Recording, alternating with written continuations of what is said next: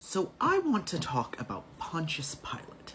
And this is probably going to be a pretty long video, but I have a lot to say. Now, for those of you who are unfamiliar with the story of Pontius Pilate, he was the Roman legionnaire who was put in control of the trial of Jesus. And I find Pontius Pilate to be very, very interesting.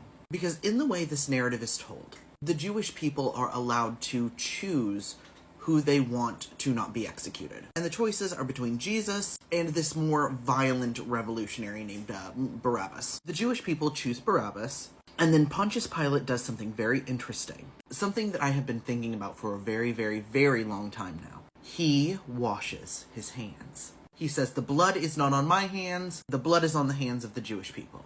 And this is a statement that has led to so much anti-Semitism, because it puts the responsibility of the death of Christ onto the Jewish people. Now, in my comment section, a lot of the time, I will get comments that are like, Christianity is evil, it's an evil religion, it is inherently violent, and I very, very much disagree with that sentiment, because while there is violent Christianity, I'm not denying that. Like, the Crusades existed, I can't deny that. There has also been this very, very long history of pacifism and conscientious objection. So how did we get here? What happened?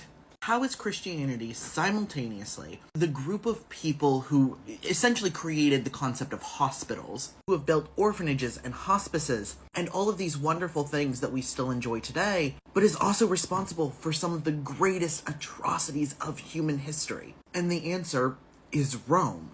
So when I was growing up, my church leaders talked a lot about Christian persecution, but they never really discussed why Christians were persecuted in Rome. And that was for a couple reasons. Number one, they were new and weird. They had meetings in places like crypts, and the general population just found them kind of unsettling. But also, they were a group of people who refused to worship the emperor. And Jewish people had always gotten heat for this, but over the years, it kind of died down because the Roman Empire was just like, look, these people are going to keep giving us grief as long as we don't let them worship their God. Just give them a pass on this one. But Christianity was a new faith tradition that believed in conversion, and a faith tradition that refused to worship the emperor. And this got people's panties ruffled. Now, we have this romanticized story of how in the 300s, Constantine placed the cross on his shields and won an impossible battle and then converted to Christianity. And I gotta say, I'm just not buying it. I am not buying it. I do not think Constantine got on his knees and had a moment of self-reflection. No, Constantine made what he thought was a politically advantageous deal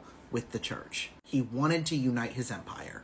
Now, it didn't work, but that is what his goal was, right? And because of this, he pumped just massive amounts of money into the church. Constantine made the church a massively wealthy institution. And because of that, a great deal of the church has reverence for him. I, however, do not. And while Constantine did provide the wealth and resources that eventually led to the aforementioned hospitals and orphanages, he also inextricably tied Christianity to Rome. And what did Rome like to do? Rome liked to conquer. Let's actually take a look at the Roman Empire at its height. As you can see, the Roman Empire was fucking huge. We got Italy, we got Spain, France. Up here we got Britain. And what did those countries all continue to do after the Roman Empire fell? They continued to conquer. Rome never fell. It just lived on through the church. And what is crazy is how often, especially throughout the Christian scriptures, Rome is depicted as this beast. This is most explicit within Revelation. And the great red beast never died. Rome never actually fell. The beast lived on through this institution that it was inextricably tied to. The church made a deal with the devil, quite literally. So what you have now is this constant battle between what Christianity was meant to be and this dragon that it is riding upon.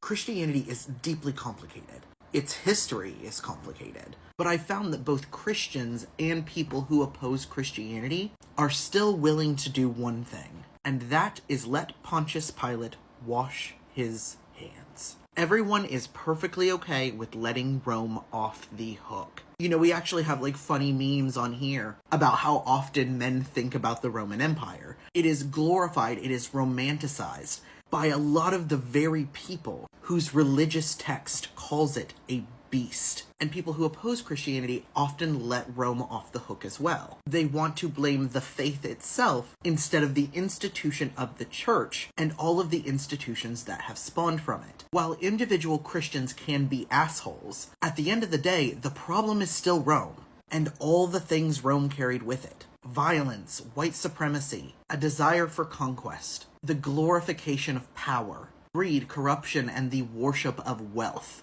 And now, these things are tied to Vatican City. They're tied to Focus on the Family. They're tied to the Southern Baptist Convention. Christianity is the religion of both conquerors and conquered, of the oppressor and the oppressed. It is at war with itself. And the only way to end that war is to defeat Rome, to acknowledge Rome's place, to not let Pontius Pilate wash his hands, because the blood is still on them. Rome does not and never did belong in Christianity, but Christianity has shielded it. Rome is not a beast that can exist on its own. It needs something to latch onto.